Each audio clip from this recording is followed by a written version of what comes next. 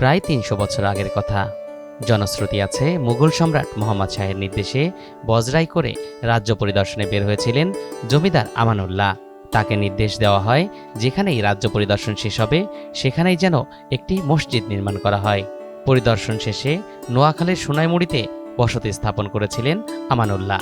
সেখানে একটি দিঘি খননের পর এর পাড়ে দিল্লির শাহী মসজিদের আদলে একটি মসজিদ নির্মাণ করেন তিনি। সেটি বজরা শাহী মসজিদ।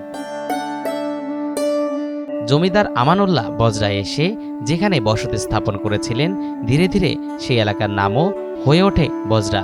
মসজিদটিও পরে খ্যাতি পায় বজরা শাহী মসজিদ নামে। বজরা নৌকায় করে আগমনের কারণে মসজিদ ও এলাকার নামকরণ করা হয় এই নামেই। যেহেতু এটা একটা ঐতিহ্যবাহী মসজিদ এবং সকলে এখানে আসেন আর সকলেই খালেস মনে দোয়া করেন মুসলিম উম্মার জন্য, যাতে মুসলিম উম্মার মঙ্গল কামনা করেন সবাই। এটি অত্যন্ত বিখ্যাত এবং পরিচিত একটি মসজিদ। আমরা বিশেষ করে নোয়াখালীবাসী এরকম একটা স্থাপত্য যারা স্থাপত্য করে গিয়েছে আমরা তাদের কাছে কৃতজ্ঞ। বজরা শাহী জামে মসজিদ, এখন এখানে অনেক দূর দূরান্ত থেকে মানুষ আসে নামাজ পড়ার জন্য। আল্লাহ যেন সকলকে কবুল করে এই মসজিদের উসিলায়। এই ঈদে জামা জুতো অ্যাক্সেসরিজের ডিসকাউন্ট। বর্তমানে মসজিদটি হয়ে উঠেছে জেলার অন্যতম দর্শনীয় স্থান। এটি দেখতে সোনাইমুড়ির বজরায় যান দূর দূরান্তের মানুষ। এখানে বিভিন্ন মানুষ বিভিন্ন সময় পর্যটক হিসাবে নামাজ পড়তে আসে। ঐতিহ্যবাহী এই মসজিদ, এই মসজিদে নামাজ পড়তে পেরে আমি খুব আনন্দিত। যে ঐতিহাসিক হওয়ার কারণে মানুষ আসে। আমরা এখানে টুকটাক ব্যবসা বাণিজ্য করি মার্কেটে, এই সুবাদে এখানে আসা আর কি। নোয়াখালী জেলার সোনাইমুড়ি উপজেলাধীন বজরা ইউনিয়নের 1800 শতাব্দীর বজরা শাহী মসজিদ নির্মিত হয়েছে। এটি নোয়াখালীর সবচেয়ে উল্লেখযোগ্য ঐতিহাসিক স্থাপনাগুলোর একটি। 1911 সাল থেকে 1928 সালের মাঝামাঝি বজরা জমিদার খান বাহাদুর আলী আহমেদ ও খান বাহাদুর মজির উদ্দিন আহমেদ মসজিদটি মেরামত করেছিলেন।